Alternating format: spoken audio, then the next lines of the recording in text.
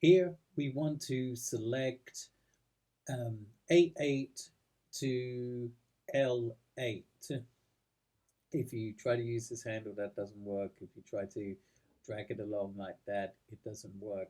So what we're going to do is, like, you select the first cell, then you hold shift down, and then we want to go to L8 and select that, and now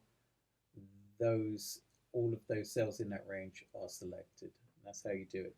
So select the first cell, hold shift, and then select the last cell in the range.